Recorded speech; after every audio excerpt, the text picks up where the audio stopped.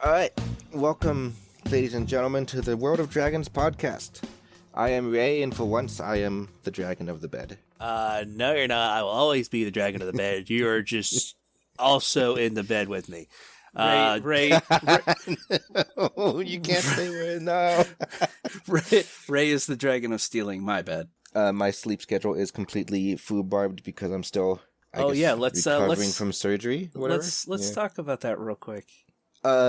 Introduce yourself first. All right. I am Bantam of the caffeine gods and being awakefulness. I am Dilitan of the sleep gods and the bed of solitude.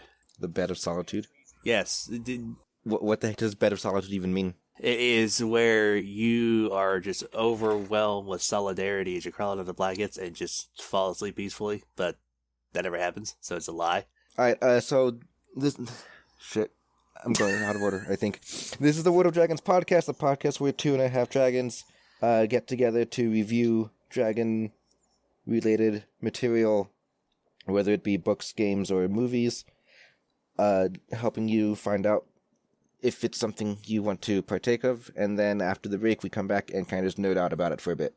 Again, I need to write this down so we can just have it be the same every episode. It's funny when it's not the same though, because like when I listen to other podcasts and I can hear the recording where their voices sound different and they're like, welcome to the blah blah blah podcast, and then they come back on and they're like, hey, what's up? And it's like, no, it's at least have like a general script, but I wouldn't say like record it and Pre-recorded introductions. Yeah, don't do that. Yeah. Never do that. But I should still have our mission statement written down. Yeah. And hanging on the wall above our recording table. Anyway, apologies for the last episode being like a week delayed. We had recorded, I was in the process of editing, and then one of my organs betrayed me. So I removed it. But that put a... what's the term? Put a damper on editing, so I took a week off. But we're back. It put a damper on everything. You should have seen Ray.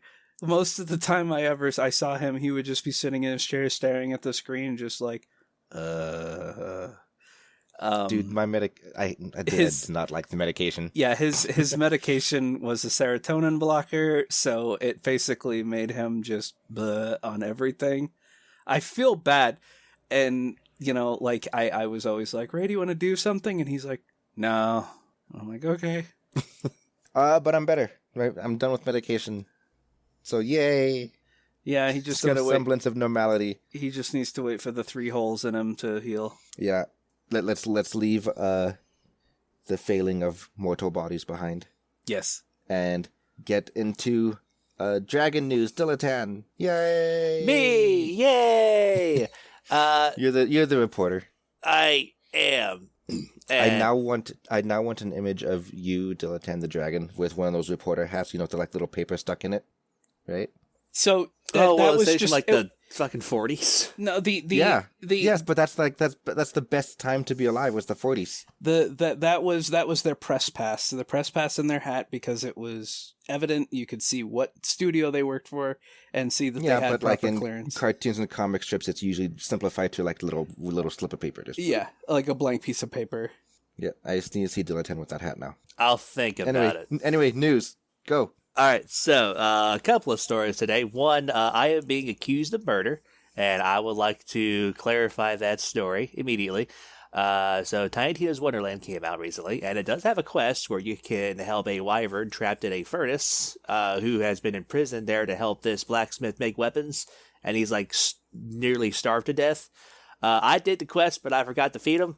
And Bantam has been posting around the Discord about how I shamelessly murdered this dragon because I did not see the bonus objective about feeding him. Murderer. So I'd like to clear the record here that I swear to you, I only had one objective.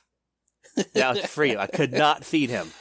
Yeah, so I sent the screenshots to Dilitan because I don't know what quests he had done, and I was doing these solo. And there in Borderlands games, sometimes quests will have an optional objective with a tiny little plus sign next to it, and it said feed him. And so I smacked the sheep around a couple times, which pathed it over to a door, and then I opened the door, and the sheep goes in, and there's some horrifying sounds. And the dragon is like, thank you so much, because earlier in the dialogue, the dragon says he gets really hangry, and he's trying not to be a dick about it. And so after you feed him and you free him, he lands next to you, calls you his hero, and then he kind of kicks off a scale off of his neck, and it drops to the floor and becomes a rare item. And Dilitan went, "What? What is this?" And I was like, "What?" And he's like, "I had to kill him." And I'm like, "Oh, you murderer." Okay, do we have any real news? R/Wormworks is up in fire today after finding a very controversial listing of the best dragons from the website Collider. I haven't actually looked. I saw the Reddit post, but I haven't read it yet. Okay, so they put Sisu and Toothless at the very bottom, and Maleficent and Mushu from Mulan at the very top. Everybody is very concerned about these rankings. However, Smog is number 4, so I can somehow understand it. I mean, any ranking list is going to be subjective. However, like if I made a list, it's going to be different from your list, and it's all subjective. Treesonix has a point. A boomer probably wrote that article. A lot of articles like that are probably written where some dude is handed the assignment, hey, rate the 10 top dragons, and he's like, let's see, there's Mushu, Sisu, the dragon from Maleficent, Smaug. Like, literally just what dragons can I come up with off the top of my head? And I guarantee you zero research went into this as to how well liked they were across the internet. They literally just ranked it because I like these dragons. I'm going to post this and I'm going to say, people say, and done. Print. It's actually no people say. It's just a small 2 paragraphs describing what they did in the movie they were in, and that was it. Yeah, except for one from Norse mythology. But the point being is that if anyone from Wormworks is listening to this, the one thing they really want you to do is to click on that website and be absolutely angry and try to interact with the page. Just don't. Ignore their listing because their listing is probably garbage. Everybody knows that Enkel on the Black is the best dragon. I just want to say, they put Toothless at the bottom. Yeah, that's where he belongs. Toothless is not a good dragon. Oh, man, that's a controversial take right there, buddy. Dude, he's a dog in a dragon suit. No, he is not a dog in a dragon. He is literally a cat in a dragon suit. He's both. He acts like both from time to time. Like the scene when Hiccup wakes up and he's got the peg leg for the first time, right? And Toothless does this really excited bounce and jumps around the whatever. That's a very dog-like behavior. That's true. So he does both. So point being is Toothless is DreamWorks Toothless is not a dragon. I think that's my hot take of the day. I think a better article would be. Man. I think a better article would be the top 20 dragon daddies from Spyro, the new Spyro. We should do a Smash or Pass video for Spyro Dragon. Yeah, we should. I mean, Saberspark did a Smash or Pass for Anthro characters, so it's why not? We'll have to figure out a way to Would we pass stream though? video. We'd have to be a bit harder on them. We'd have to actually raise the bar. No, all right. A lot of those dragons are really hideous. I don't like any of the old man ones. So those will all be. The point is, we would need to raise the bar so that we at least pass half of them. So it's not just they're all dragons, they all pass. We should also do a Smash or Pass on just dragon main characters from various different things. Oh, hell yeah. Well, maybe we can do that for our anniversary episode, which is coming up soon. We can so you go to Tier Maker and you import little photos. If maybe I'll do that. I'll just make little snippets of everything, and we'll make a tier list of dragons. Yeah, I wanted to announce in the Dragon News that we're approaching slowly our 1-year anniversary.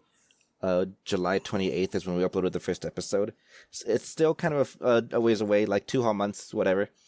But that's only 4 episodes away. Yeah, maybe 5 episodes if I can't count. So it's coming up there. And listeners, I want to ask you guys, hey, send in emails. We'll put them in a little bag, and I want to do a mailbag episode. I want to do that because every podcast I listen to does mailbag episodes, and that'd be fun. So send in questions for us, comments on the show, whatever. Yay. Also, I got a funny story for Dragon News. What's up? So I was at Walmart a couple of weeks ago, and they were doing this entire remodel, sorting everything around, and I went to the opposite side of where the checkout was, and they have all these card games in like one specific little section. Oh, yeah. And yeah, so I saw this thing called Dragon Shield. I was like, oh, what's this? I lifted it up. Okay, so here's the thing. It's got this entire lore story on the back about how this big black dragon once ruled the world, and Bantam is losing his mind, and I'm just sitting here like face palming really hard I can't because Dilitan. So you bought a thing of a black dragon shields, yeah? yeah, no, it looked like a great card game. Like I was interested in the story in the back. I was like, oh man, this sounds fun. So I Yeah, ring it up. It's like, I've got like eight different dragon shields. I got like black, I have white, I got red, green, gold. oh, I got a whole pack. I got a whole pack of 100 for like $10. It was a steal. I can't see him crying. So Yeah, they're just card sleeves. yeah, the card sleeves. It wasn't a card game at all. So No, now you put other card games into it. well, yeah. So I've got They're 100 card sleeves with nothing to put in them. They're card protectors. They're just Yep. card protectors. I've got Dilitan never thought there'd be lore for card protectors. Why would you do lore for a card protector? When when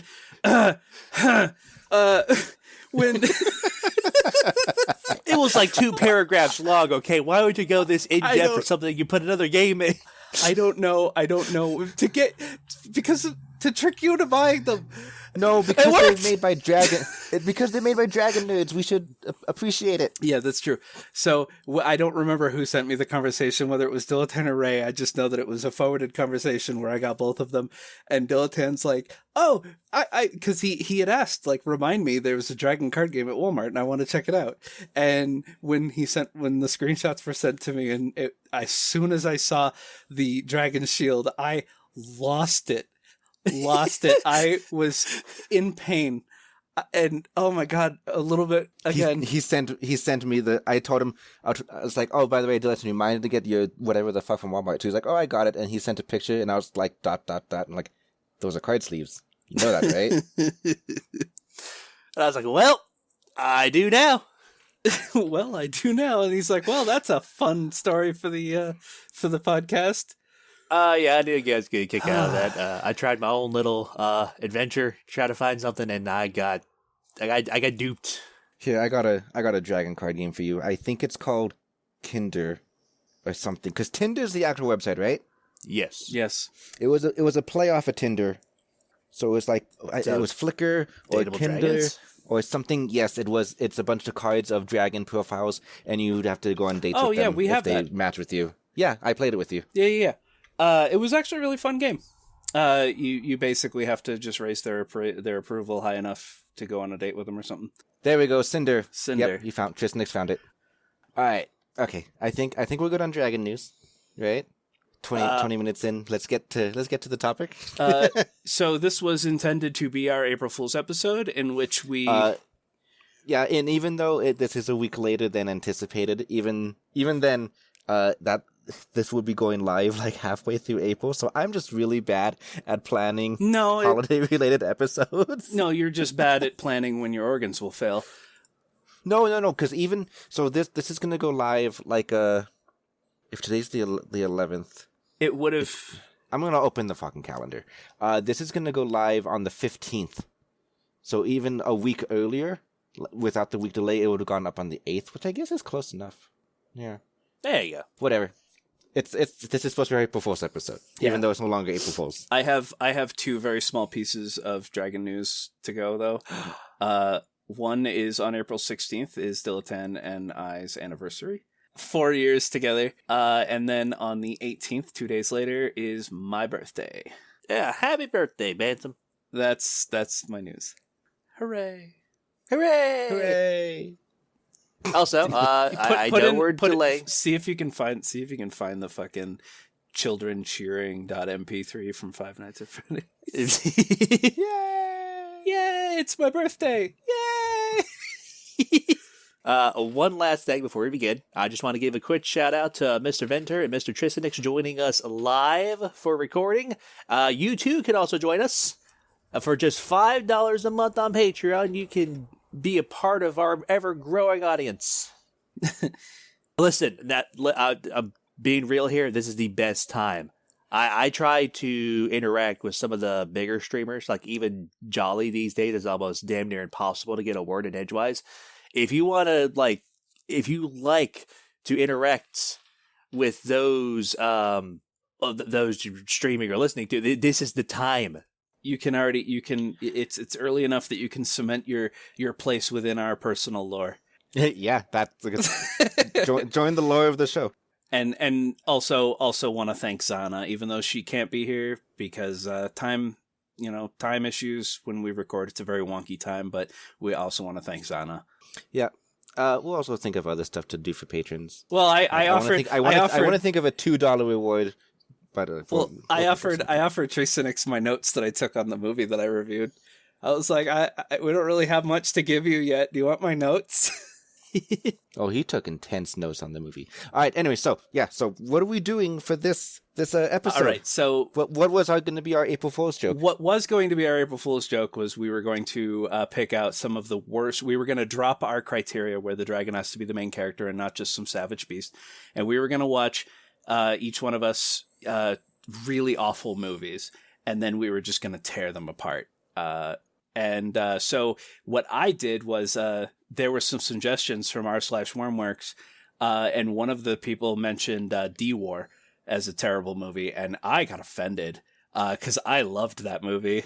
But I also was going to watch a backup movie, so I just typed Dragon in on a movie title search and just scrolled through, and I was like, oh, this one looks particularly bad. I'll watch this.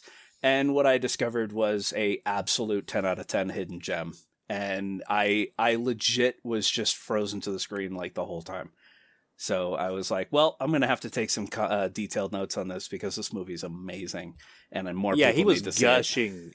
He was gushing about it during Telegram to me the entire time he was watching it. Yep. Hey, maybe next year for April Fools will do, because there's a lot of bad movies to go through. Or movies we think might be bad. Who knows? We'll probably like some more of them. But maybe next year we'll stream them and we'll do it like Mystery Science Dragon Theater or something. So the original intention was for each of us to watch two, and then we were going to kind of explain the plot and the movie and like what made it bad and what redeeming qualities it had, if any, to the others, because that's what I thought it would take to fill up like an hour and a half.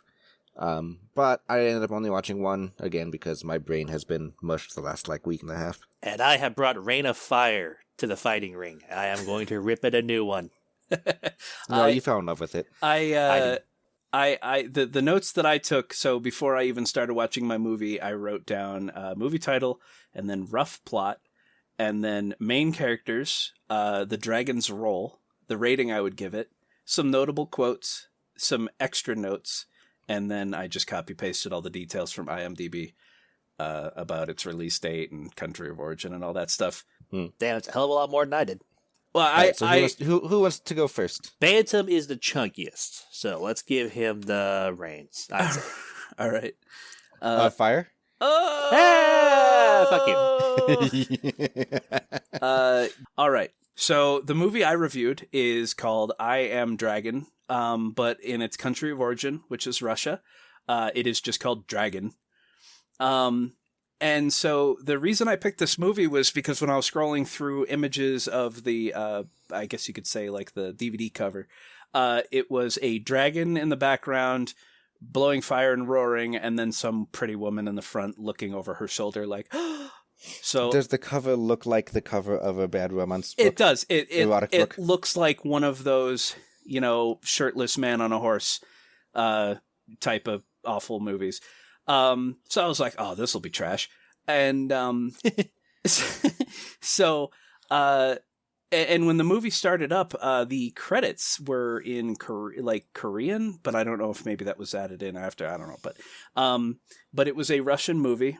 It was dubbed over in English, and it had Oh, wait, let me interrupt for 1 second because I feel like we should save to the future listeners, not necessarily the live audience, but the people who'll be listening to this on your podcast server of choice, full 100% spoilers for all these movies we're going to be talking about. Yeah, we're not gonna frame it as whatever. So all right, let me start with my movie by saying that I went into this expecting garbage, and it actually is probably in my top 3 dragon related movies of all time. He unironically loved it. I unironically love the movie. It made me cry twice. Not necessarily like because the movie tried really hard to get you to feel emotions, but just because of my own issues. So the movie's I Am Dragon. I gave it a rating of 10 out of 10. Like a absolute gem, should be watched. So I'm gonna. If you had to give the plot in like 2 sentences, just in case people want to skip over this part later. It's Beauty and the Beast. There you go. It's okay. It's Beauty and the Beast. Replace Beast with a dragon, and replace Gaston with a guy named Igor, who doesn't. Wow, that is extremely Russian. Well, the main character's name is Mira, and so basically the Belle stand-in is Mira, the Gaston stand-in is Igor, and the Beast stand-in is named Arman, Arman. So I'm just going to read through my notes, and I'll talk about if you guys have any questions, because I believe the original way we're going to format this is that if you have any questions, because I watched the movie, I'll answer them. So yeah, Dilitan, if I get questions, we kind of just interrupt Bantam's train of thought and just go like, wait a minute, so what about this? Yeah. Okay. All right, so the rough plot is there is a village that sacrifices virgins by laying them in boats and shoving them out into a lake where a dragon gets to eat them, or sacrifice them. Nice. And so a man... is there any reason for it to be boats rather than the cliche like tied to a stake? It's mostly because the dragons in this movie are wyverns. They don't want the dragon landing close to the village, so they push them out into the middle of this lake, and the dragon scoops up the boats from the lake. It's a way to avoid damage, I guess. I don't know. So in the beginning of the movie, a girl is pushed out into the boat with 2 other girls, and the father of the girl, or perhaps lover, it's not really explained, has to watch as his beloved is taken.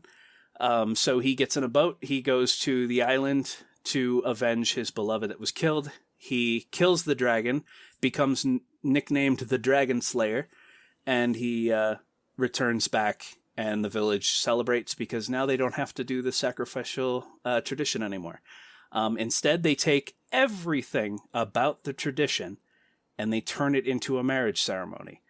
So the wife is put in a dress, put in a boat with offerings, pushed into a lake, and then on the other side of the lake on a pier, her husband-to-be has a rope attached to her boat, and he pulls her to his side and pulls her out of the boat.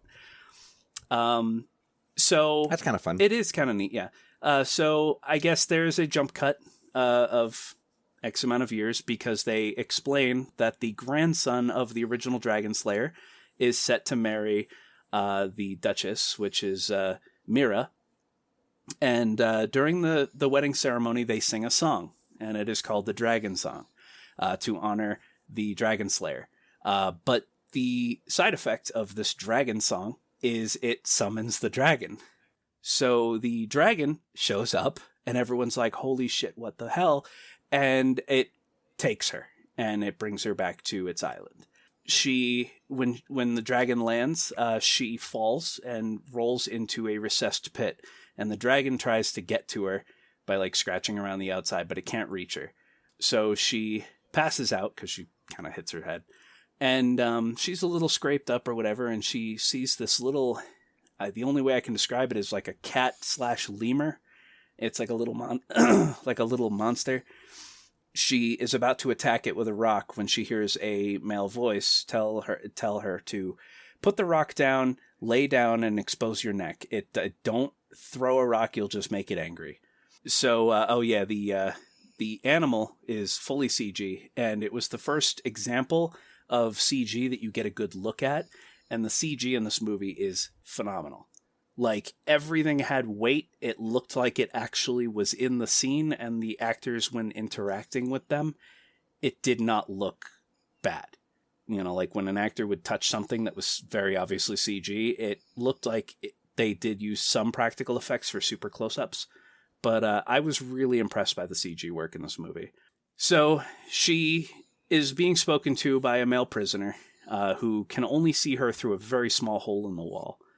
And so she asks him his name, and he says, well, I don't have one, or I've forgotten it. So she gives him a name, and she calls him Arman. And he ends up really liking that name. He gives her some stuff to heal her wounds, and she tries to get him to help her escape, but he says, there is no escape, just, stay. She calls him a coward, and she tries to escape anyway. Wait, hold on. What was the point of the lay down and expose your neck? To show submission to the little lemur creature. Oh, okay. I guess it was just, and this is going to be a preemptive spoiler. And I kind of started writing in parentheses, like my predictions, which I was dead on, that the male voice talking to her through the little hole in the wall was the dragon in human form. I kind of got that feeling too. Well, his voice had an echo and a reverb on it that was definitely not fucking natural, because every time she spoke, she sounded like she was talking in a stone cave, but he sounded like he was talking in a metal hallway.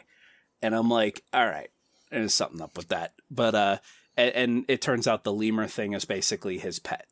So he obviously doesn't want it getting hurt.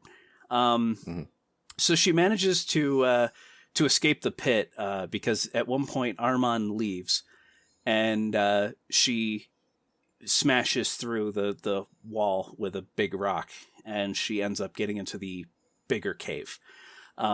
At which point she is attacked by the dragon, so she runs away. She ends up on a precipice over a cliff, and the island that she is trapped on, by the way, is actually the skeletal remains of a sea monster. A massive, massive, like, Hawaii island-sized sea monster. And the main body of the island is its skull, which is pointed 90 degrees straight up into the air. So a lot of the housing, I guess you could say, is like in the skull, in the hollowed out skull, or some of the eye sockets or whatever. But she ends up on one of the teeth at the very tip of the skull, and she's standing on the edge. And Arman, who is now back in human form, is like, "No, don't do it! Come back to me!" And so she jumps. When she jumps, Arman jumps after her and transforms into a dragon mid fall. He rolls so that she is on top of him, and then he slams into the ground and knocks himself out, essentially saving her life. So when she comes to, he is human form again. He is unconscious, and the little lemur thing is desperately trying to pull him because he's drifting out into the ocean. Like, he's on the shore and the ocean is trying to pull him in. And so she ends up helping drag him back into a place where she can essentially nurse him back to health. I don't think she fully realizes at this point, or maybe she does. I believe she did. Yeah, she knew he was a dragon now. So when he wakes up, they give a little bit of a backstory. That Arman is of an ancient race born as humans, but when they come of age, they choose to ascend to dragonhood, but only if they're willing. Arman didn't want to be a dragon because he had found a wooden chest of human toys from one of the many shipwrecks that end up on this island. This island is kind of cursed. You can only really be brought to the island, and you can't find it unless the heart of your beloved is there to lead you like a beacon. So a lot of ships just crash there and everyone dies. So there's shipwrecks everywhere. So while he was a child, he found some toys, human toys, and he basically started feeling like, maybe I want to stay a human. But his father His father had made the choice to be a dragon.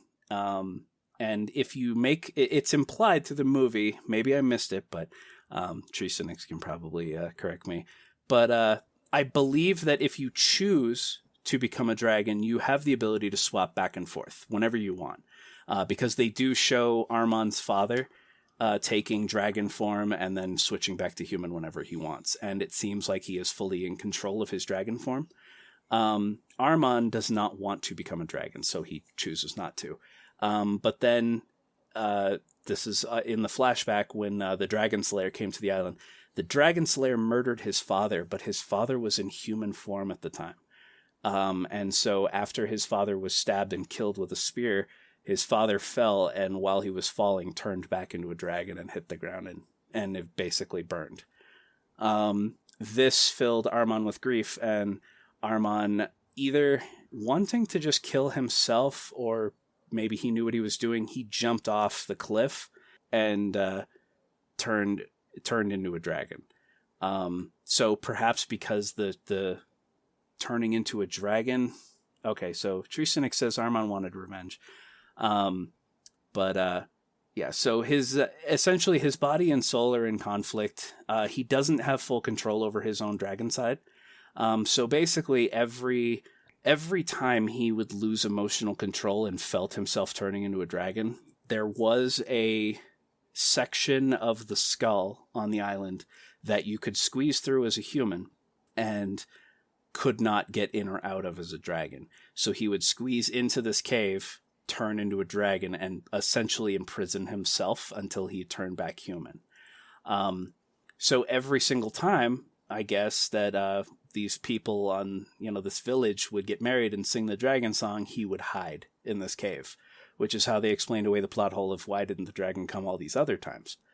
But when Mira was getting married, they sang the ritual song. I guess maybe he didn't have time to hide because obviously he came and took her. So Armand explains to her about the curse on the island, and that it's fine because if Igor loves her, if she loves Igor, then Igor will be led to her. And Armand wants this because he feels there was one line of dialogue in there where he basically just said that if he can't live as a human, he'd rather die.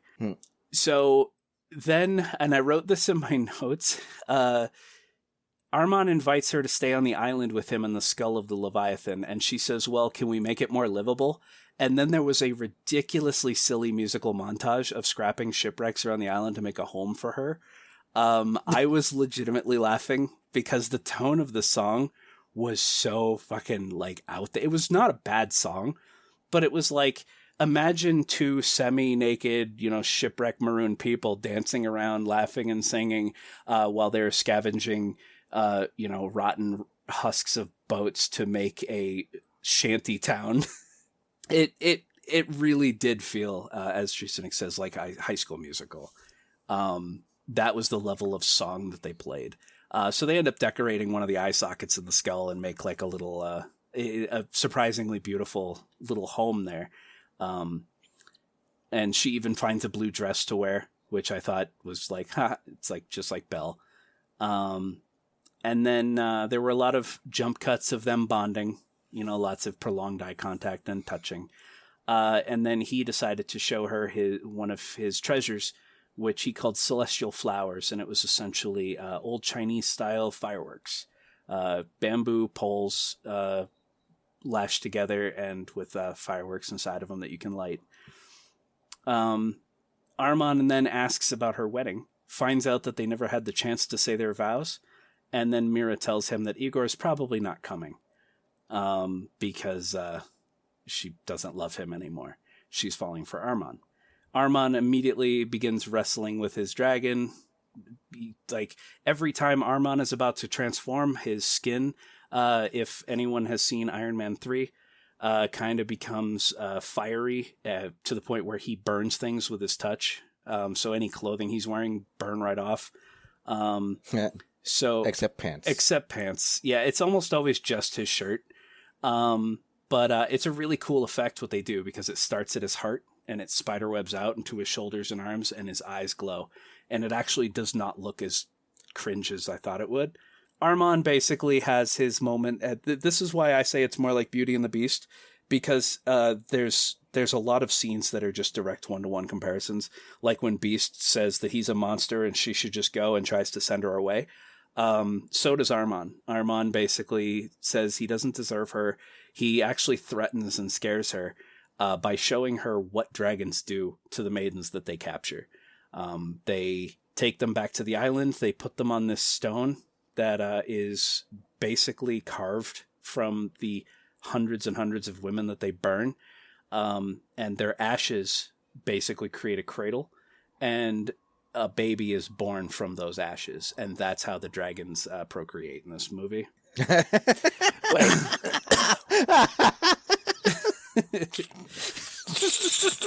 It's literally, I know it sounds ridiculous, but basically they grab maidens, they burn them to death on this one particular stone, leaving their ashes. And there's so many ashes and cracks that form like this big bed kind of thing. And they show how he was born. And it was his father reaching into the ashes and pulling out a baby. That's stupid as fuck. Holy shit. Wait, so it wasn't like a dragon egg? It was just a full-on human baby? Yeah. They showed him pulling a human baby out of the ashes. And he says that's how dragons are created. But, yeah. I have many questions. So that is oh my god. So to be fair, if that's how dragons have to procreate, that technically makes them parasitic, and I can actually understand the concept of dragon slayers in that sense. Hold on 1 sec, because I'm doing all the talking. I just need a quick puff. Hold on. Smoker. Parasitic dragons that have to burn women, and then could they burn a man and have a baby that way? I don't know. Why does if you're burning the body anyway, why has it got to be a woman? Yeah. So he basically tells her after he tells her this story, which is meant to scare her, and it does. He then tells her that he, implying Armand, does not need her here. Only the dragon does, implying that the only reason why she's still here is because the dragon wants her here, and that he basically is having his pushing her away scene, throwing Belle into the jail carriage. Yes, you need one in every romantic movie. Yeah. He tells her to leave. He makes her a boat, and as she's rowing away because he's chased her off the island. There was one scene that kind of made me sad, and it was Armand's lemur was running along the rocks along the shore, whining, like trying to get her to come back. And she tells it, "You need to stay. You're all he has left." And I was like, "Oh." And so the lemur just kind of sits there and just wanders back over to, whatever. But, so then they cut back to the ship that Igor's on. Now, this entire time, Igor has been trying to find the island and rescue his woman. But they've been searching for so long that the crew is starting to lose heart, or at least Igor is. And so Igor tells his helmsman, "Turn around, let's go home." And the helmsman's like, "No, we need to find her." And he goes, "We're not getting the sign." So apparently they know about this island's curse, because they can't find it in the thick fog that protects the island. And he goes, "I didn't get the sign. Do you know what that means?" And I was going to roll my eyes, but he goes, "It means she's dead." And I'm like, oh, I thought he would have realized she doesn't love him. But he made the more logical deduction, which is she's dead. So he tries to get them to turn around, and the helmsman is like, "No, we're going." And there's basically a huge fight. But then a firework interrupts their fighting. And when the smoke clears, it's Mira on a little boat coming toward their boat. So they pull her onto the ship, and they say, "Well, what of the dragon?" And she's like, "Oh, when he brought me to the island, the dragon crashed into the cliff face and died in an attempt to protect Armand from, obviously, a ship full of people who are ready to kill him." The helmsman insists. He's like, "No, we're going to the island. We need to make sure." And she's like, "It's dead. Let's go." And he's like, so they go back. So now it's wedding part 2. She's sad. She realizes she doesn't love Igor while she's getting all primed up for the wedding. And so back on the island, Armand is now regretting what he did. He realizes he loves her, and so he turns into a dragon to go after her. I wrote this in my notes. As small and minor as it is, it really left an impact on me. The transition shot of him jumping from the cliff while he's about to transform into a dragon, while he's falling, the camera starts panning and it turns from his silhouette falling through midair to her being on the boat in the middle of the lake. And I thought that was a really cool transition shot to wipe from him falling and turning into a dragon to her being in the boat during the wedding. And yeah, so Trusanix, the cinematography was whatever. And Venter is right too. I was initially like, oh my God, is he trying to kill himself? So that was like no, don't do it. Anyway, so at the end of the movie, she's doing her wedding to Igor. But she stands up in the boat and says, I don't love you. I love the dragon, which, Igor is like, the hell? And so she stands up in her... You said the dragon was dead. Yeah. That was, I think, why he was like the two reasons. But so she stands up in the boat and she sings the summoning song. At which point, Igor tells his men to arrest her. The dragon shows up and very, very gingerly plucks her up off the boat. And as it's wheeling around to make a pass to go back to the island, Igor grabs a spear. And I remember feeling tense, like when you're watching a really good movie. And he's about to throw the spear, but his helmsman grabs the haft of the spear and stops him. And then when Igor turns, like, you what? And then he just gets punched in the fucking face. And I was like, yes. Wait, wasn't the helmsman the one that wanted to be like, yes, we have to make sure he's dead? Yes. That feels like a complete, like personality 180. I was discussing it with Trusanix before the show, that one of the things that the entire village, when she professed her love for the dragon and started singing the song, they were all like, oh God, oh God. But when the dragon showed up and grabbed her, her dad, who was like watching from, some balcony, started crying and says her heart made its choice. And the entire village, except Igor, seemed to be like, oh, she loves him. It's fine now. Legitimately, no one was screaming and running. No one was shooting at it. That feels unrealistic, but okay. It was a little, but I'll attack this. I have several things to attack this movie, but I'll attack it when you finish. When you finish here, it's almost over. Synopsis. So the dragon takes her back to the cave and sets her on the pyre where he was going to incinerate her, maybe.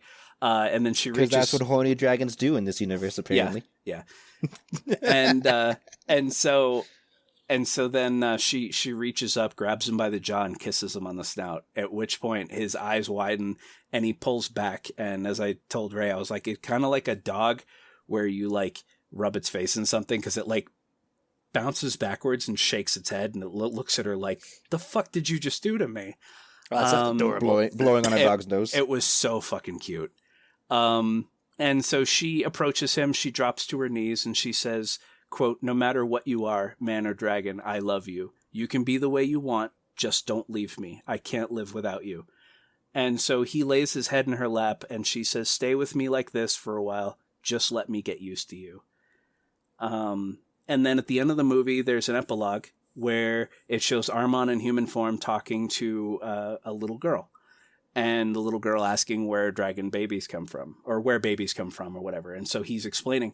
And I guess you're supposed to, as a viewer, supposed to go, oh my God, did he actually incinerate her to make this baby? But then she just shows up and she's just like, oh, tell them bedtime stories or whatever. And so it's like, oh, they had a baby, I guess the right way.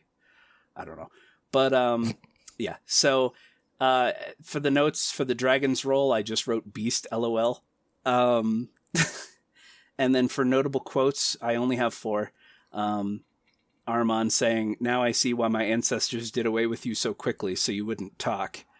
And then when they were decorating the island, he says, this place has never been so nice till you arrived.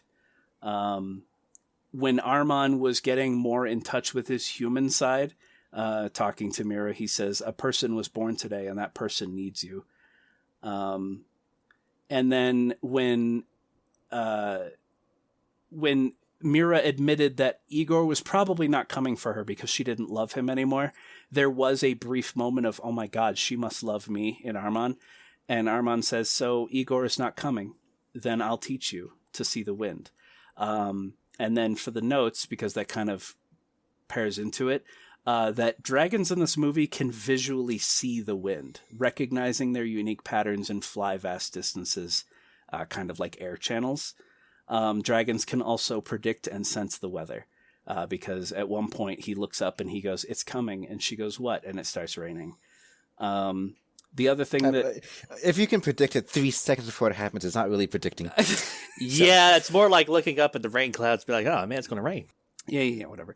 And the last note that I have is that color is really played well in this movie. When there were scenes like with the musical montage of them decorating, the colors were very vibrant and high contrast. But when she woke up later and she couldn't find Armand, and anytime there was anxiety or stress, the colors were very drained. Very grayscale, except for like some muted color. Like, color was played really well in this. But yeah, this movie came out in 7 years ago, 2015. It's a Russian film. And it's also, as I said, it's known as Dragons in Russia. But it is a phenomenal movie, and I give it a 10 out of 10. Okay. Dilitan, do you have anything you want to tackle on that first before I have my way with it? Nope. You go right ahead.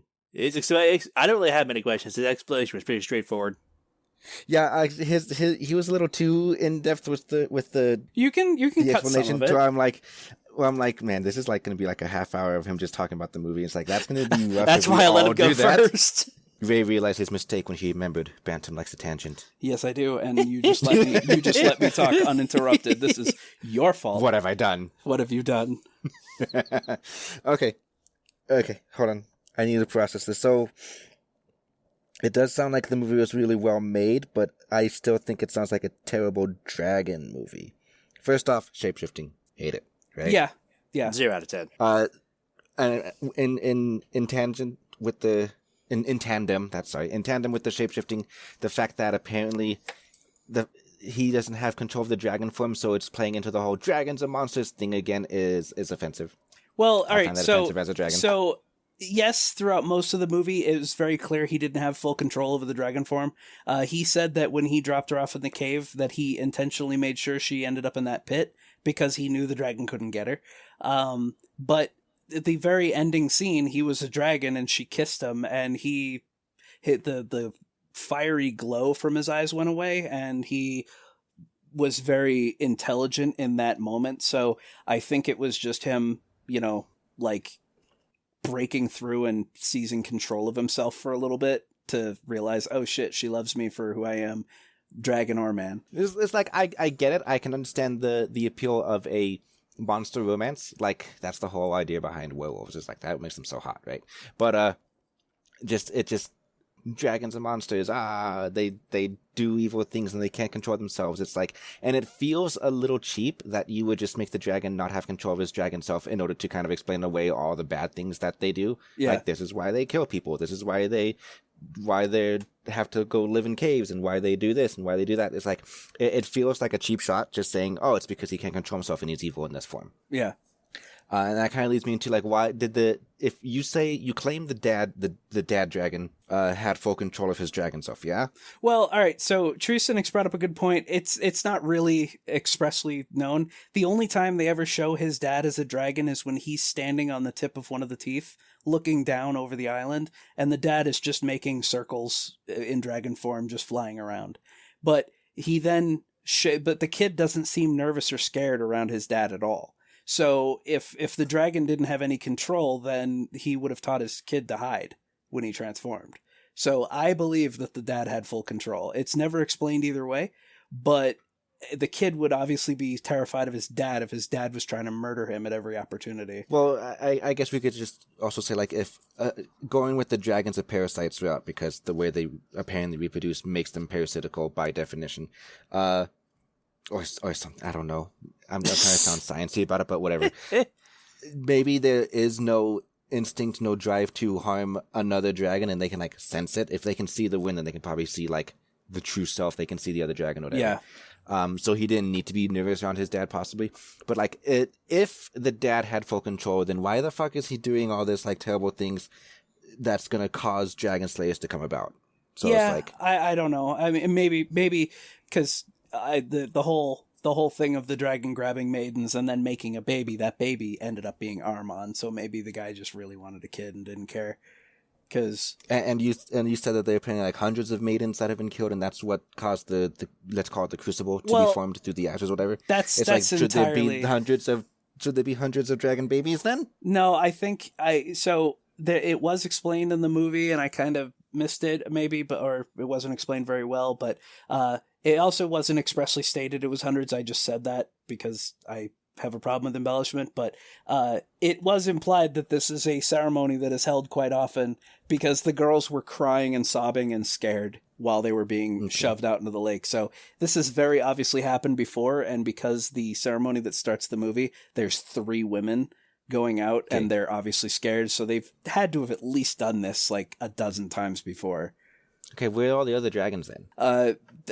Maybe it's just a really low fertility rate. I mean, have you tried fucking? Trusanik says it was 100. Armand said it. Yeah. That's the other thing. When he first transformed into a dragon for the very first time after his father was killed, he was suddenly flooded with all the memories of his ancestors and all the knowledge of the dragons that came before him. He now knew. I kind of like ancestral knowledge, but it also feels a little cheap. But I kind of like the concept of it. Yeah. But yeah. So if they have been hundreds, and if the initial flashback at the beginning of the movie was 3, I want to know where the rest of the dragon babies are, because there should be more dragons than just the father and the son, and now apparently it's only the son left behind. I don't know. Maybe they all took off to go elsewhere. Yeah, elsewhere, maybe. Probably territorial. Maybe it just these are my nitpicks. Especially if you're gonna have the dragons reproduce that way, and then show a kid at the very end. I don't know. That just doesn't sit right with me. No, and that's valid. You are going to watch it with me at some point. At some point, I guess I'm going to have to. Yeah. Just for eye candy reasons. Yeah. No, dragons are probably... Okay, so future listeners who aren't in the Discord, so they can't see the studio audience typing stuff to us, Venter says, makes me wonder if all the dragons are male. And I'm like, no, the dragons are genderless. They don't have dicks. That's why they got to burn the females. It's like that. That's like my my initial gut reaction. And so it's like, that's just stupid. Yeah. And then if you're going to do that, if you have to reproduce by burning women that way because, let's just call it magic, whatever, then technically you wouldn't have reproductive organs because you don't need them, which means that this whole love story should never have mattered in the first place. Technically, the dragon should not even be capable of feeling love. Yeah. The only other thing that I'll say that I really liked about this movie, because I have seen screenshots of other dragons that were really bad in other movies, the wing proportion of this, so it is a wyvern, it's not a full Western dragon, but the wing proportion for this dragon looked incredibly realistic, like you could believe that it could fly. It had a very lithe body with just enough muscle, but its wings were massive. And from the sounds of it, the artistic direction of the movie was great, but the story and the lore they wanted to build is like, I don't know. It could be like 3/4 Beauty and the Beast mixed with 1/4 Romeo and Juliet, just kind of stir that in a pot and throw a dragon in there. Dilitan, are you going to insinuate Bantam when you want a kid? No, I'll do it the traditional way. It sounds like that has a better chance of working than like 1 out of a fucking 100. I'll just drink some fireproof potions. Think that'll work. Oh wait, you can't breathe fire. Wait. Yeah. Oh, there we go. Yeah, we're gonna have to do it the old-fashioned way. So yeah, that was my book report on I Am Dragon. 10 out of 10. I highly suggest you watch it. Very thorough, very thought out book report, sir. Dude, I fucking love this movie. Ray was actually asleep in my room napping while I was watching it, and I kept pausing the movie over and over and over to write notes. And at one point, when she's singing the song that will summon the dragon, I even kept pausing and playing to write down the lyrics.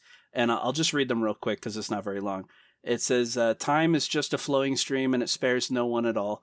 As the bride who waits her groom, destiny will take its toll. She is dressed only in white, hidden underneath this shawl.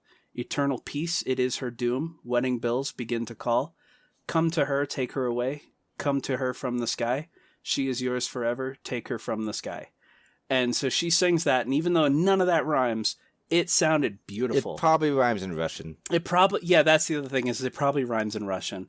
But it was a very beautiful, the way, even in English, is the only time when the English dub kind of made me like kind of raise an eyebrow, is because it was very clearly done in a professional sound studio, and they cut off her mic abruptly at the end. You could actually hear the echo suddenly cut off, and I was like, what the hell? All right, I am done. I passed the baton, and I'm going to turn on my fan because I'm cooking to death. All right, I'm going to set the baton down because I'm going to request like a 5-minute break.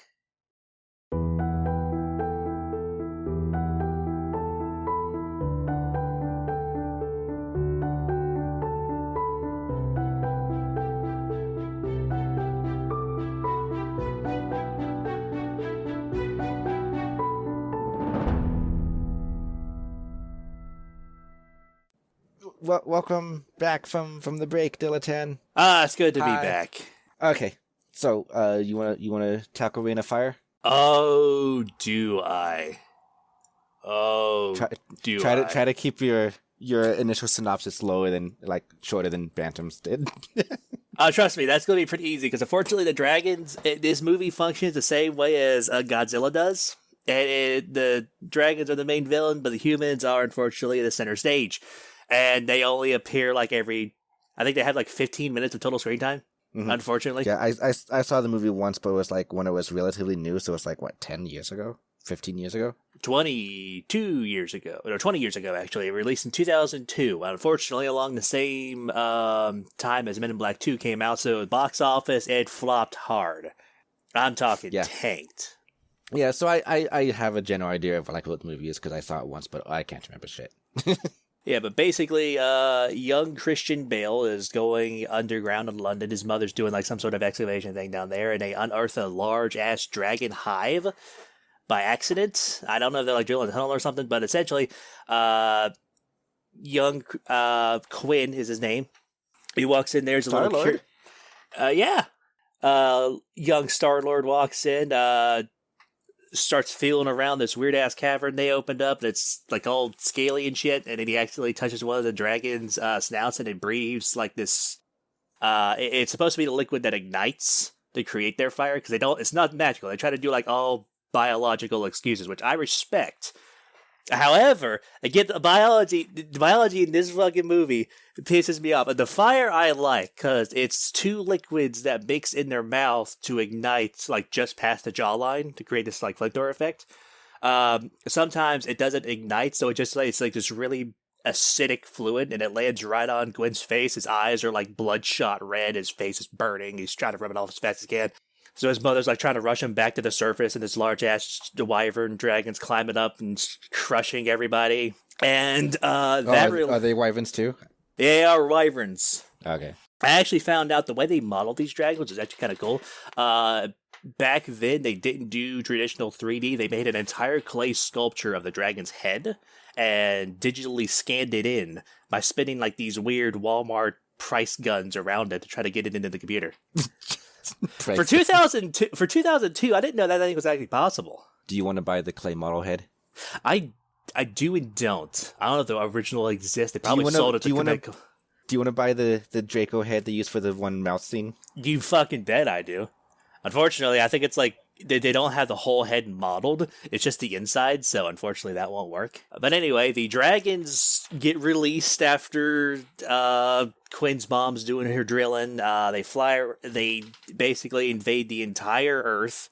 The population soars. I want you to keep in mind here, it goes from that small hive and soars into the millions to cover the entire Earth. Humanity's like trying to fight them off. They're launching nuclear weapons. They're struggling to survive, and essentially, are these dragons nuke proof?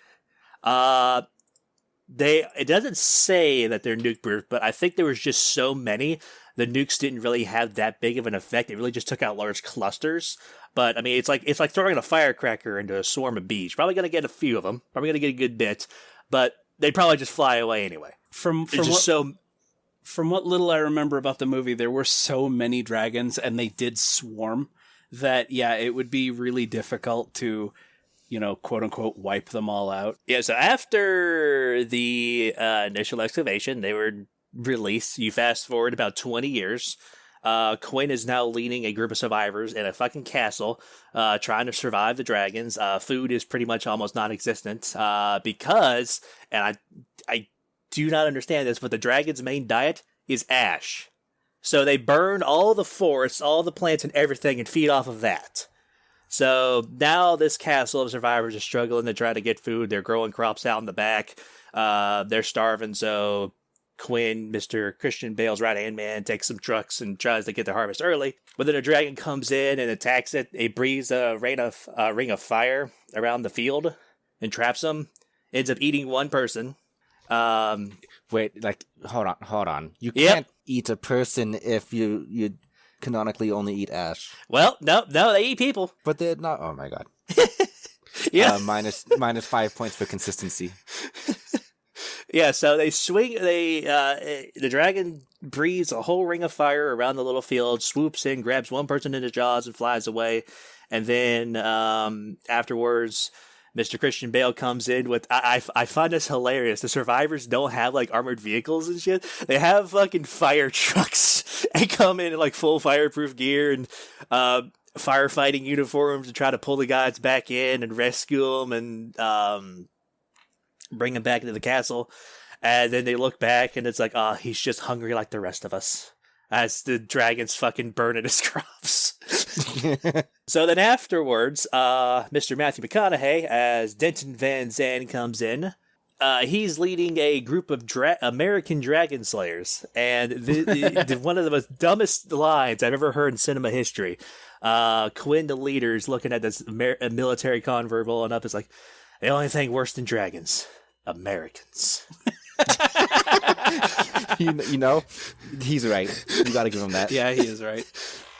So yeah, Mr. Van Zandt's leading a group of dragon slayers. He's got a whole convoy of military vehicles, tanks, APC, shit like that. You know, lacking. I was looking over it again and again. I'm trying to figure out why in the absolute fuck are you bringing a main battle tank to try to shoot something in the fucking air?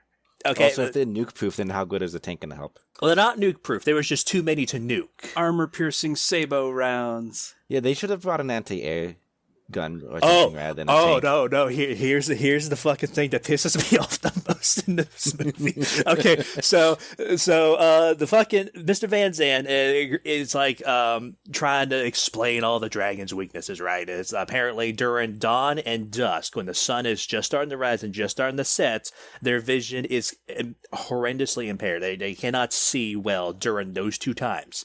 But during the pitch black and during bright day, fine. But while the sun's rising and setting, no, their vision does not work.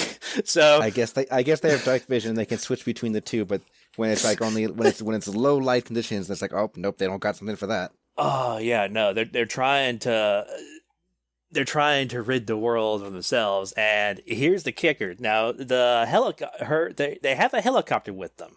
Okay, they've got GPS tracking. They got all this cool shit, right? The helicopter pilot comes in. She's like the scientist of the movie, right? Explains all the biological and shit. And here's the thing: every dragon, they have a 200 dragon kill count, right? All of them are female. They have not found a single male yet. Wait, is it a reverse hive? Yes. I remember it was a hive mind, but I assumed the queen was, again, a queen, like an ant. But I guess they reversed the genders? Yeah, they reversed the gender. There is one male dragon fucking so much it sends millions across the whole goddamn world. They actually call it the bull dragon, too. You know, I actually like that better than a queen hive mind. My only aside for all this is that as a kid, I actually played the Reign of Fire PS2 game. And it was entirely a vehicle combat game where you would, for every level, you were given a random vehicle, whether it be a pickup truck with a machine gun on the back or a Humvee with rocket pods. And the final mission was you were given I think it was a Bradley tank, so 30 millimeter cannon. and you had to go kill the bull dragon, and he was What protected. kind of nerd knows the size of the gun on a Bradley tank? This kind of guy who loves tanks. But yeah, I remember it was one of the most fuck you levels in video games that I can recall, because you're literally put into an inescapable pit with like half dozen dragons, and they are bullet sponges. And the only way you could really beat it was to wedge your tank underneath the ramp you used to come in, where the dragon's AI didn't know where you were, and you could just shoot them all. I refuse to believe that 20 years after the Dragon Apocalypse, they still have oil to run these tanks and helicopters. Oh, speaking of, I looked at some of the stats of this movie. All the fire is practical effects. They went through 8 tons of propane and 7,000 gallons of diesel to make the effects. I sell propane and propane accessories. Yeah, no, Hank Hill was very happy that day. So anyway, back to the dragon slayers. They talk to the survivors and they're like, hey, that dragon that came and attacked you, we're gonna get him for you. And this is what pisses me off. Try to imagine how they kill this dragon. How they are going to kill this dragon. Take a guess. They're going to do something in its throat that causes its like fire glands to explode. No. So that's plan B. That's the Jaws technique. All right, babe, you got to guess? I just kind of assumed if they're going to come up with, like, this is the way the fire breath works by fusing these two liquids or whatever. It's like, okay, they're going to do something to fuck with that later on. They're going to, like, plug one of the holes, or they're going to, like, throw a grenade inside its mouth that's going to set off the reaction, like, while it's inside the dragon's body. Still, it's like, it's Chekhov's gun. Yeah, so that comes up later. Oh, Trisnix knows Chekhov's gun! Oh, I'm so happy. Trisnix, I love you. All right, Bantam, you got a guess? I actually do not remember. I think it was, if I remember, which most of that movie is a haze, and I did not rewatch it before this because that was yours. Don't they just rush it with tanks? Nope. So here's what they fucking do. They get this team of like 3 wingsuiters. They load up with the helicopter, fly high up into the air, jump out with net guns, and try to bring the dragon down manually. It's the dumbest fucking thing I've ever seen in a military movie. They have helicopters. They've got tanks. They could probably slap some missiles on that helicopter, but no. Their whole idea is to just put on a wingsuit, fly directly towards them, and try to net them down. Now, Van Zandt brings up, I was like, one of the kids was like, oh man, that sounds really cool. I want to do that. And he's like, listen, 2 out of 3 die. So already you've got a 60% casualty rate on a plan that barely succeeds. And while they're doing it, what they'll do is these like 3 little GPS triangular doohickeys. They slap them in the ground and create like this weird grid for them to see. And they've got radar tracking and everything on these guys. They can see them falling down. They can track the dragon. And what happens? The dragon, I think, flies through them, snatches one, eats him, and then the other 2 are thrown off course, right? One of them, they had parachutes, by the way. They can open it up and stop them from, falling to death, right? One of them is just nose diving right towards a mountain, and these people are staring at this little block going down on the screen, and I'm wondering to myself, why don't you tell him to open your chute? No, and just watch him fall straight down, turn red, and he dies. So then, shooter number, the fucking paradropper number 3 turns around, and I think he like flips upside down and finally gets to net the dragon and claims his prize, and then they both just paradrop down like nothing fucking happened. And I still cannot understand why they think this is the best method. But yeah, they down the dragon. They I can't remember. I think Van Zandt like comes in and stabs it in its neck and kills it. And then they pull it out. There's an egg inside.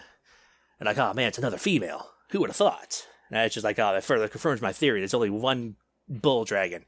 So so Van Zandt goes on this weird speech, tries to recruit people, survivors, to join his convoy so they can go to London where it's nesting and go and kill it. But then after a little while, Van Zandt comes back. He's like fucking in shell shock, and the male dragon actually came to him. And he goes on, it usually takes like 3 to 4 passes from other dragons to fucking finish us off. It was like this guy just came in and finished us all off in one pass. He's a big one. And Quinn goes back to his little settlement and finds out the male's fucking torching the castle. A lot of survivors are dead, and there's only a few left over in a small little bunker underground. So him, Van Zandt, and Quinn's love interest, who I can't fucking remember. I care anything about the human survivors. So they come up with another plan, and it's the one Ray suggested. They are going to strap explosives to crossbows and try to trick the male into opening its mouth so they could fire it down its throat and kill him. And cause crossbows, okay. Oh, here's the word. Van Zandt, the American dragon hunter, has this fucking big-ass battle axe on his back. I don't know where he got it from. It was, I do remember that. It was a horrendously disgusting mix of modern military, medieval weapons, because they really wanted to sell the whole dragons and dragon slayers. Yeah, but how really can we did. set this in a post-apocalyptic world? The other thing is I always felt like the dragons incinerating things and eating the ash was just so they could explain away why everything was torched. Everything. Oh, yeah.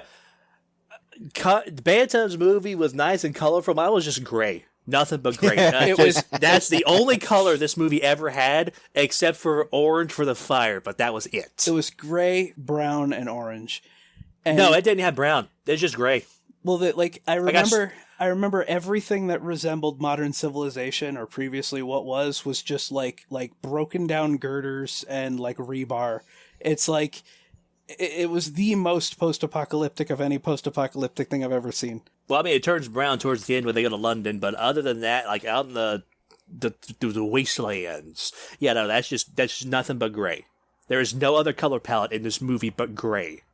So anyway, Van Zandt, Quinn, and fucking Gwen's love interest, they go to London, just the three of them, to try to kill this male dragon themselves, to end the apocalypse and shit.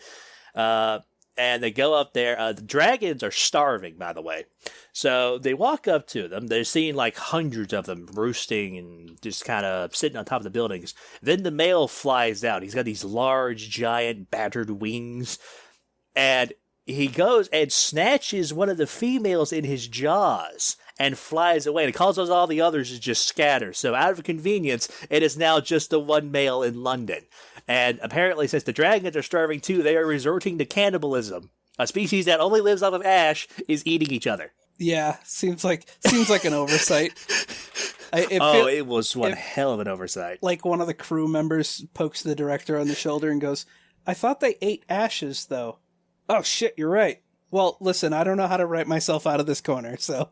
No, it's like the audience probably forget. It's like it's too cool to remember. It's just look at all this cool shit going on.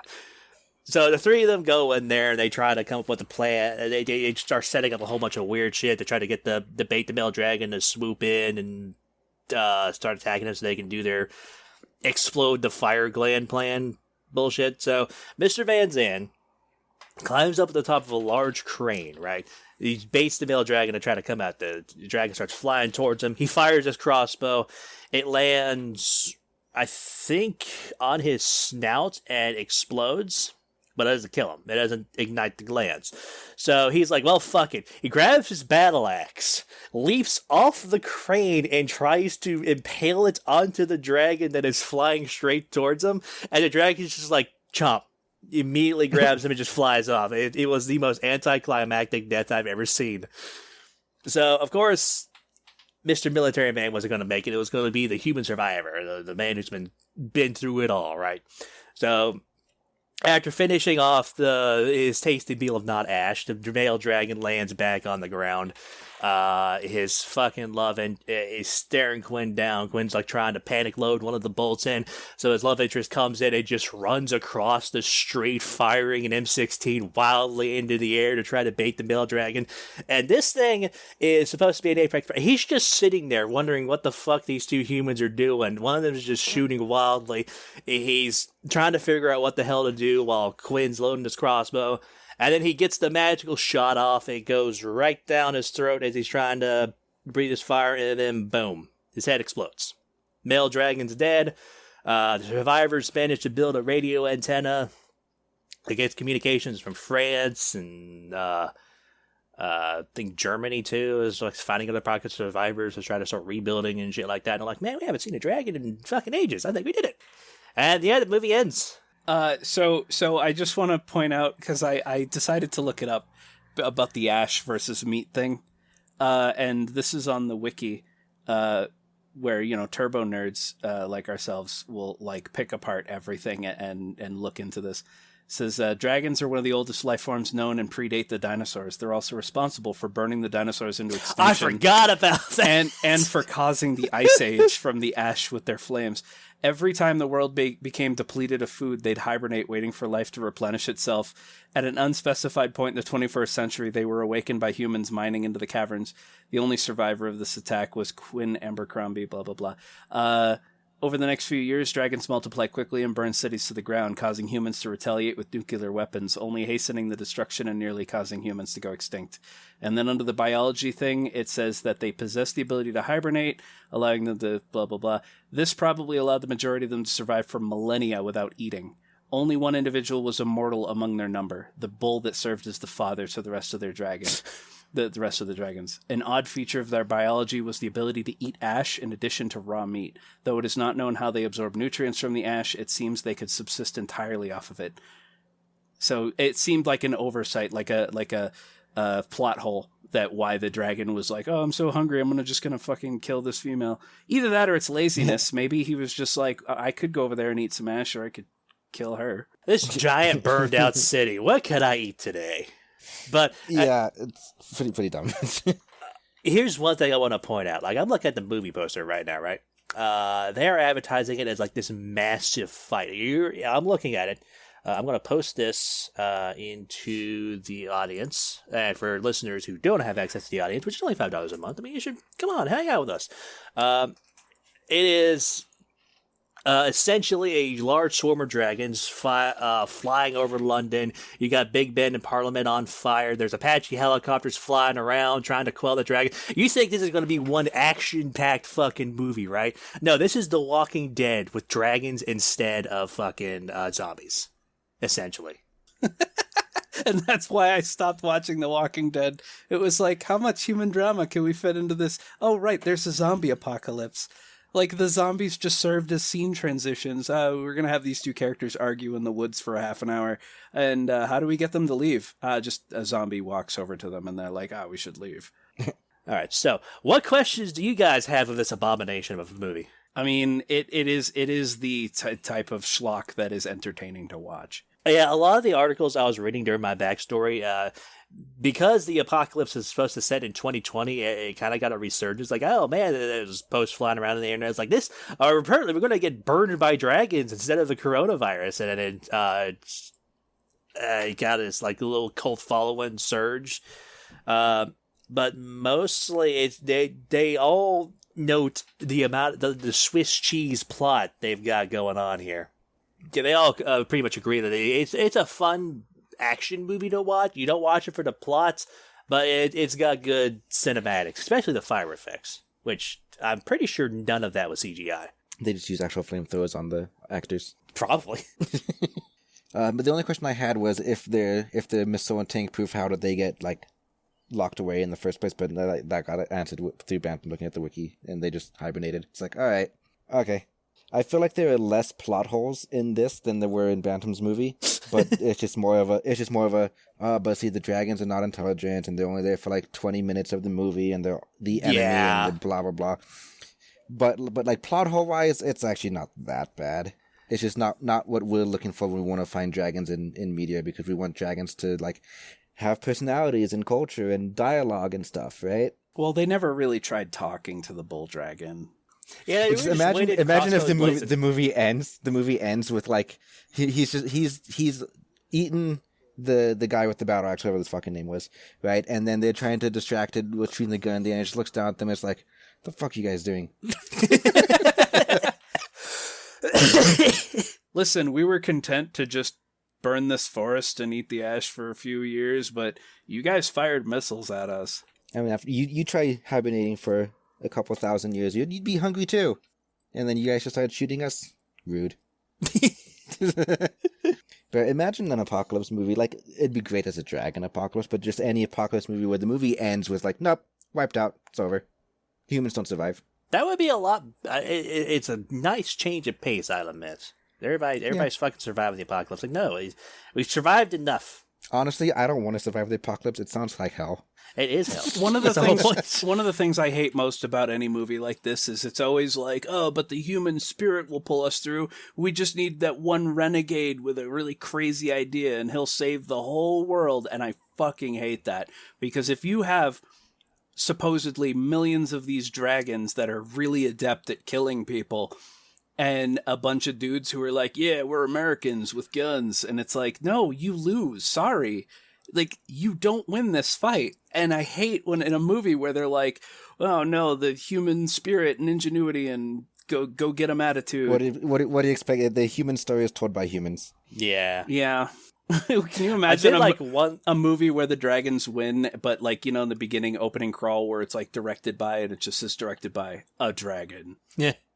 I did like one little joke they made, because fucking Christian Bale is absolutely jacked in this movie, and they were joking like, well, there's no wonder why nobody has any food. He's fucking eating it all. I did actually like that. I want a movie where it like starts and you don't see who's talking, you kind of just hear voices. Like maybe it's like you're just looking at like a campfire or something, or you just get like a skybox and it's people talking. And the point of the prologue is to just set the scene to where like the movie is these people telling the story of like what happened, like how we got where we are now, kind of, right? Mm-hmm. And then you go and it's this apocalyptic movie where there's like these humans and they run into dragons and then there's conflict and the movie ends with the dragons winning, and then you get back to modern day and you find out the people telling the story are the dragons. That'd be amazing. That'd be great. If I could make a movie, I'd make that movie. All right. Okay. I guess I'm left with like 18 minutes or 15 minutes to do mine. You can do it. Yeah. I'm so bad at like predicting how much content we have from certain things. It's like, these episodes always run. You so wanted us to long. originally watch 3 movies apiece, Yeah. by the way. I didn't think we'd spend half an hour on each one. Listen, your first mistake was at letting me just talk. But keep Yeah. in If mind, you're worried about let Bantam time, talk just let again. him talk. yeah, Okay. All right. So I decided to watch the Christmas Dragon, which you can only tell from just that name that it's going to be amazing, right? I remember I was laughing at like the studio when I was watching the video, and it's like, it shows all the studio logos. One of them was like, I remember what it was, but it was really dumb. It was like, whatever, doesn't matter. Point being is that then the subtitles said, if you want to, you can advertise your product or company here. Just message us at like subtitlesomething.com. And I'm like, oh wow, you can tell it's going to be great if they're doing that. Advertising in the fucking subtitles. Holy shit. But yeah, so it's like a medieval setting. You have this like little scene at the very beginning where this peasant girl is getting a Christmas present from her parents, and it's supposed to have come from Santa Claus, right? And they tell her about the spirit of Christmas. It's like, it's a Christmas movie. Okay, it's a Christmas movie. But then parents get taken prisoner by like beautiful evil lady number 1 and her male henchman or whatever. I don't remember anyone's names from this fucking movie. And I don't remember why they were captured. I think maybe they may have like had a debt or something. But they're being taken. They're like in a cage, and then like a dragon suddenly attacks the convoy, like just kind of unprovoked, and kills the parents. So orphans the girl. She kind of escapes. She was going to get taken prisoner too, but because of the dragon attack, the evil people leave. So we go to the future. She lives in an orphanage now that's kind of run by basically a nun, but not like actual nun, because this is like, I guess, before Christianity or something. I don't know. And something that's really funny about this is after the time skip and you start to show the other kids that live at the orphanage, like this is going to be the gang of like the kids and all that. The first one they show is like this, it's your cliche cool kid who's wearing fucking eyeliner.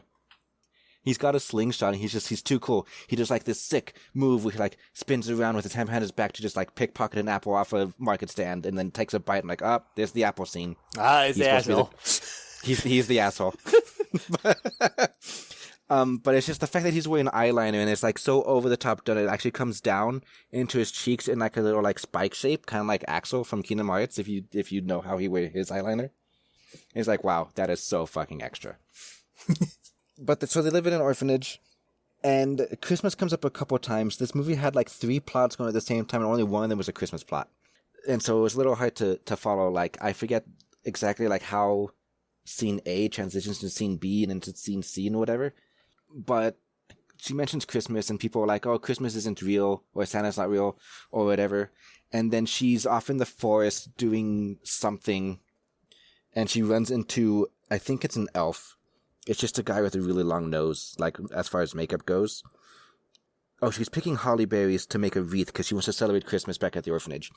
And because he asks what she's doing, and she says looking for holly berries. And he's like, "Those are poisonous." She's like, "Oh, they're not for eating; they're for Christmas or whatever." Turns out, Christmas is dying because Santa's in trouble, and here's a magical crystal that'll function as a compass to help you save him.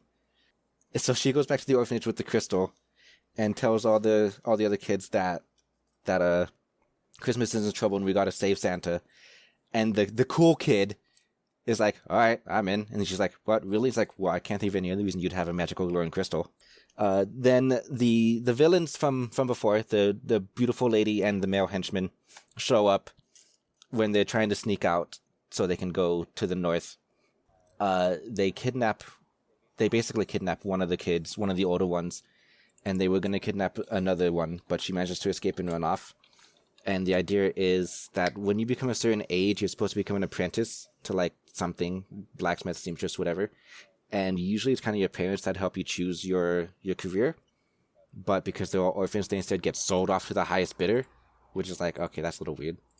But there's that whole subplot going on. So the kids all go on an adventure. They eventually make it to the North Pole, or it's something.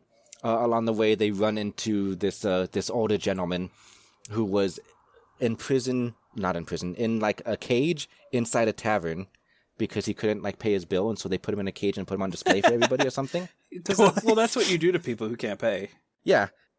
Some sort of fight breaks out, and he's like, "Hey, get me out of here, and I'll help you guys because apparently I know that you want to head to the North Pole, and I know how to get you there."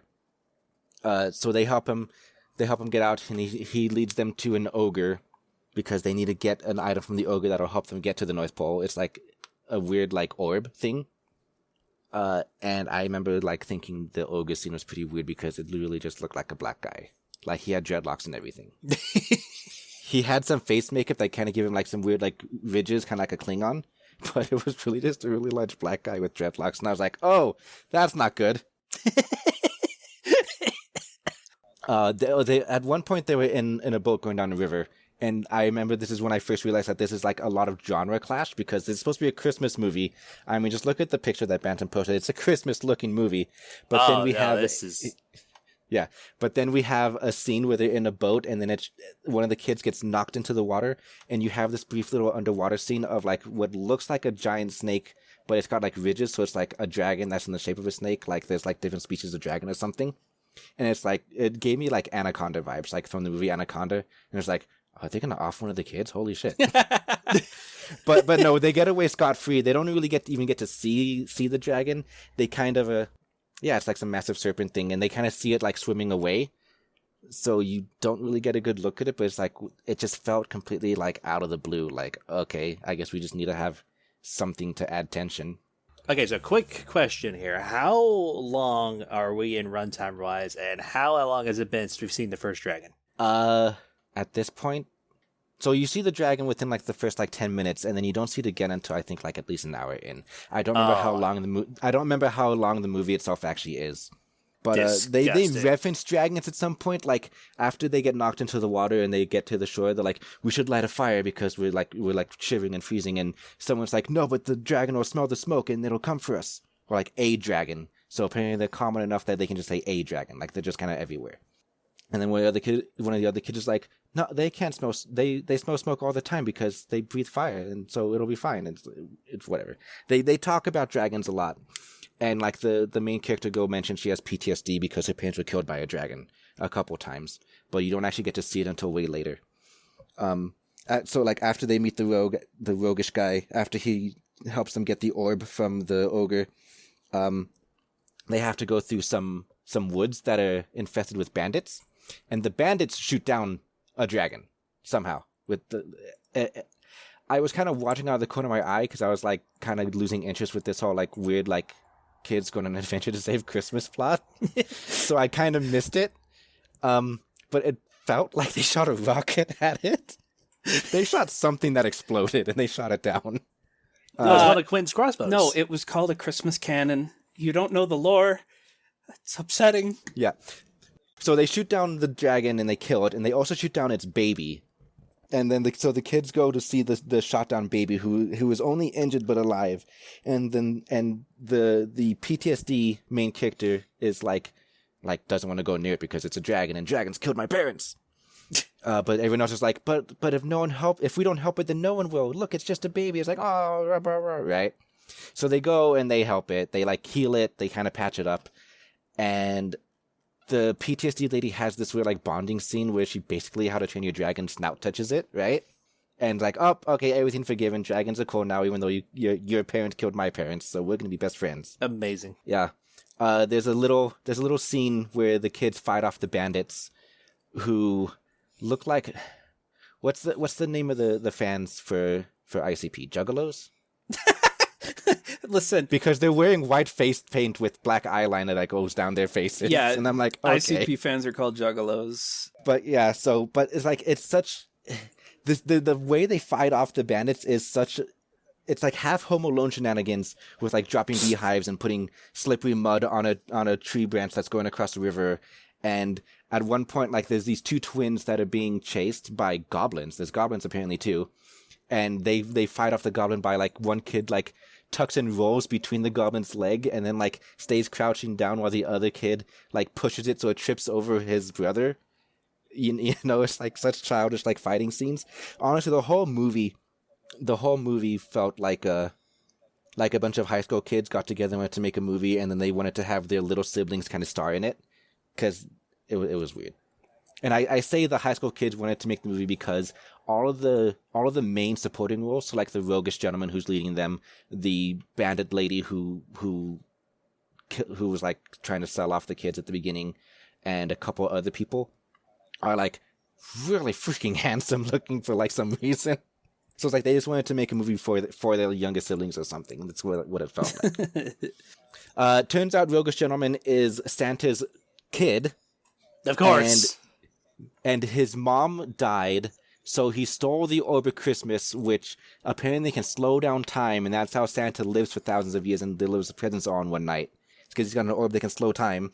So he stole the orb to try to go back in time to save his mom. His elf girlfriend gets mad at him because nothing can turn back time, and you were selfish for running away, and because you stole the orb, Santa's dying now because he doesn't have his time dilation. They get to the North Pole. They can't revive Santa, so they have to make Christmas wishes that are gonna come true, and it gets really sappy. And then they have to deliver presents to some kids in their home village so that they start believing in Santa again, because that's how you're gonna revive Santa, is with the spirit of Christmas, right? Yeah. But without Santa's magic, how are we gonna pull the sleigh? That's okay. The dragon will pull the sleigh.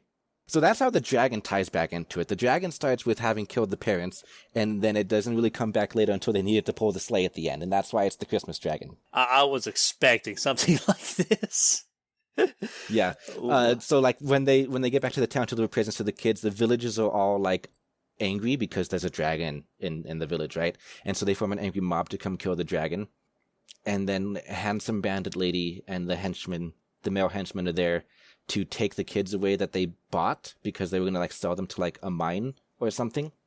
And then she's gonna like shoot a crossbow at somebody, and someone's gonna shoot the crossbow at the dragon, I think.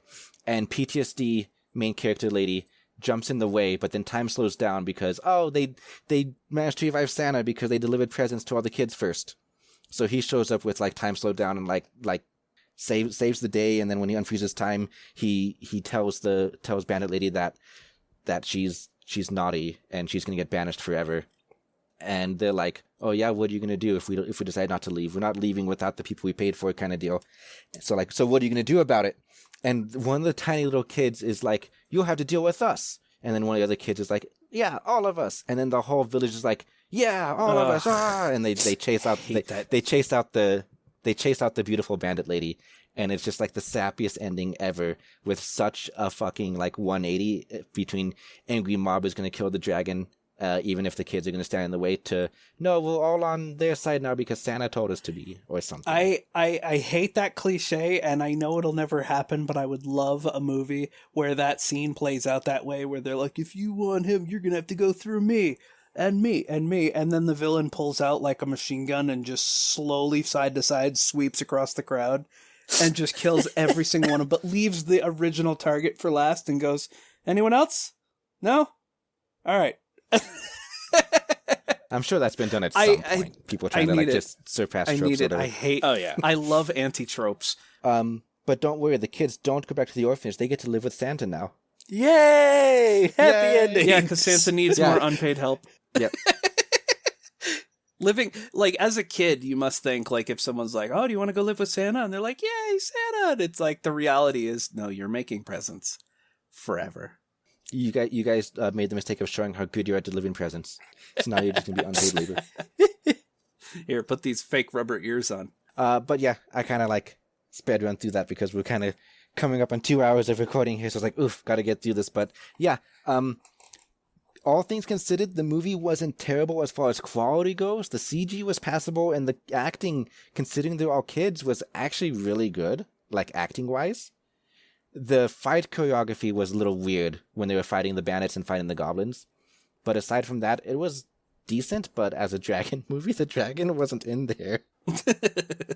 And see, that was one of my biggest fears when I was trying to pick out a movie, is like, I was like, because I went about it the wrong way. I just searched dragon and dragon movies and started scrolling through and just picking based off cover, you know. But I mean, I managed to strike gold. But it's like one of my biggest fears is like trying to watch a movie that's supposed to revolve around a dragon in some respects, and the dragon is in there for like 3 minutes and only at the climax when the hero needs something to kill. Yeah, this dragon was really shoehorned in. It barely served any purpose besides pulling the sleigh at the end. Maybe they... When you first said the movie title, I was expecting like CGI from Jonah and wait, what was the movie? What was the fucking really shitty Christian movie that had to do with a lion and a floating white Christian thing? the Lion. No, the Jacob in the Promised Land.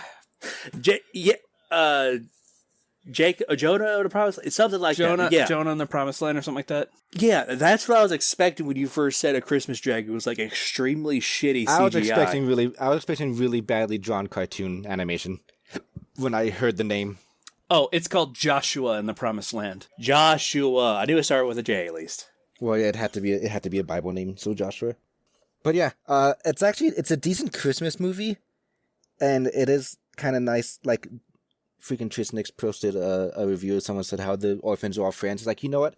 Considering the super I'm so cool kid with the fucking eyeliner was like always on the main character's side, like, sure, I'm in. We'll go. We'll do it. Okay. It's like, yeah, that's a nice change of pace. So as a Christmas movie, it's decent if you want it to be set in freaking like medieval times. But the dragon thing was like completely shoehorned in and like unnecessary.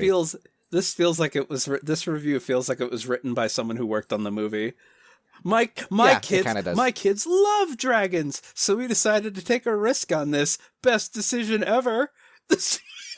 This movie is a new tradition for our family starting now. You fucking liar. That's a bot review. I know for a fact. No, because it's written competently. It's written... No, I'm saying someone purchased. Someone paid somebody to make a review. Yeah. This is my new favorite Christmas movie. Think Santa Claus the movie meets How to Train Your Dragon meets Lord of the Rings. There's nothing Lord of the Rings about it. Well, you know what it is? They looked at the cover. I guarantee you they looked at the cover because the first thought when I saw the cover was, hey, Gandalf. Yeah. Oh my god, this review is so fucking I would see Santa Claus meeting How to Train Your Dragon. I would say that describes it accurately. If Juice was like in the last half of the movie. Yeah. As a parent, I thoroughly enjoyed watching this film with my children. This is such a fucking bullshit review. But yeah, anyway, thank you for joining us. This episode went long. Never again will I say we do 3 things in one. Well, because we still didn't. Because this goes We still didn't even do that, though. Well, like we each did one, so that's 3 things. Oh. So, we're just going to quickly wrap it up because we're past 2 hours at this point. Bantam. Yes. social media, where can they find us? All right. So our Twitter is @officialwadpod.